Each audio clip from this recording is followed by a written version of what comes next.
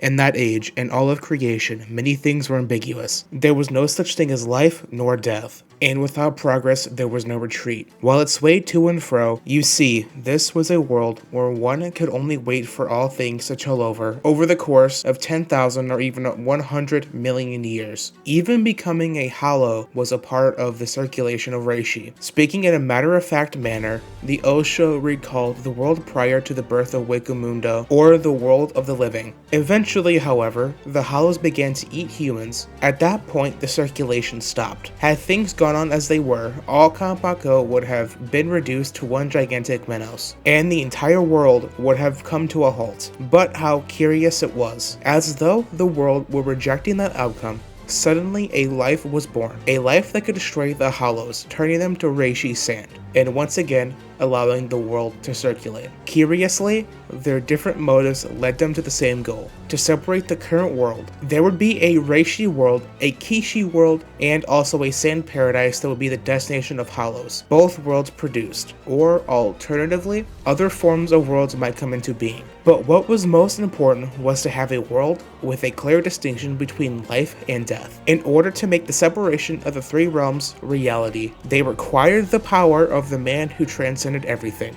It is said that the Shiba clan's ancestor attempted to persuade him, but in that opening, the Suniyashio clan's ancestor sealed the Rio into a crystal. I did not view what had happened then firsthand, but everything that followed is the history of the Soul Society itself. The man who would later be called the Soul King, using his almighty power as the linchpin, the five created the foundations of the new world. The Soul Society, the world of the living, and Wakamundo. Souls were given a division between life and death, and through that cycle, the world moved on to a new stage. At some point, those who were tasked with managing that world came to be known as the Soul Reapers.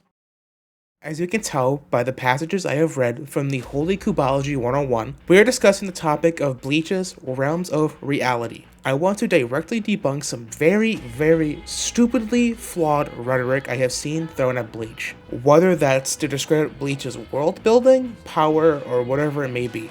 I want to start this by talking about the concepts of reality, as they are the fundamental building blocks of Tite Kubo's world of Bleach. What was most important was to have worlds with a clear distinction between life and death. In order to make the separation of the three realms reality, they required the man who transcended everything. In the primordial reality, the concepts of life and death were combined as one. The man who would be later called the Soul King, using his almighty power as the linchpin, the five created the foundations of the new world: the Soul Society, the world of the living, and Wakamundo. Souls were given division between life and death, and through that cycle, the world moved on to a new stage. That division was fueled by something called the Soul Cycle. It's vaguely based on the Buddhist concept of samsara, though what's different in general is the fact that the realms cannot exist without that balance. That balance keeps the two concepts from merging together. As Kisuke Urahara and Rukia Kuchiki said, Quincy completely eradicate hollows, so the souls released to this world don't return to the Soul Society. The number of souls only increase in this world,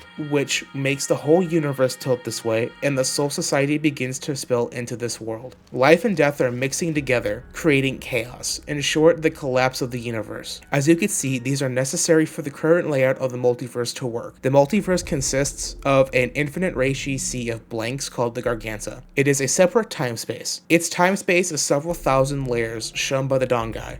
Possibly. The Garganta surrounds everything in the entire multiverse, including hell. These blanks or souls over time can make numerous realms called the Valley of Screens. These realms can contain stars and such things. The Garganta also leads to the hollow paradise called Wakamundo. Wakamundo has a moon and is made of quote-unquote endless reishi sand, whatever the hell that means. At the bare minimum, Wakamundo is a moon and planets. The next realm is that of the dead, called Soul Society. Soul Society is shown to be a full universe. It has stars, galaxies, planets, whatever a universe has, it has. It is the same size as the realm of the living called World of the Living. The world of the living is described as a universe. Whether or not it's infinite is up to how you interpret our laws of reality. As Tite Kubo has shown, our science is still somewhat applicable to Bleach. Oh, and there's this guy that calls it an infinite universe, take it with a grain of salt. It's just the fact that that concept even exists that kind of makes me question it. At the bare minimum, the Soul Society and the world of the living are universes. Then the Dongai, which connects both realms. It is a ridiculously stupidly long hallway.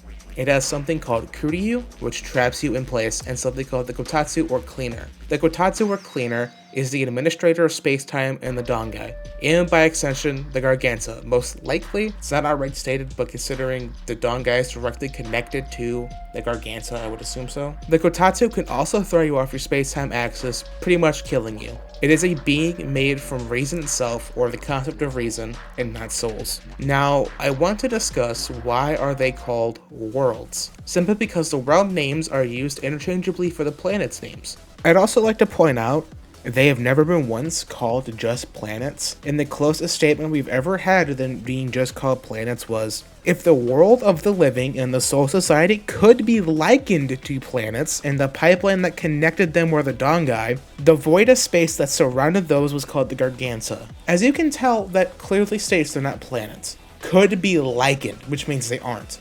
Now, let's look at the phrase likened to describe someone or something as similar to someone or something else. So that means, quite verbatim, it's similar but not actually what's happening. It's an analogy that still works because there are two realms of existence. World can mean society, planet, or universe. And no, Soul Society West Branch, or quote-unquote Reverse London, isn't an epic gacha. Reverse London was literally shown to contain a star and is a direct branch of the Soul Society on the east side. So the fact it has a starry night sky, just like the East Branch, further proves my point. Let's use some clips from the canon movie Memories of Nobody. Kisuke says the realms or dimensions are everything within the realms, whereas a world can mean both the planet and the universe. It's stupidly context heavy, but statements like, however, the truth is that I am simply showing my gratitude toward Ichigo Kurosaki. Had he not defeated Yuha, the boundaries between the three worlds would have disappeared and we would have returned to a universe in which there would be no cycling of compound code. Such an action would have reduced the Soul Society's history to naught.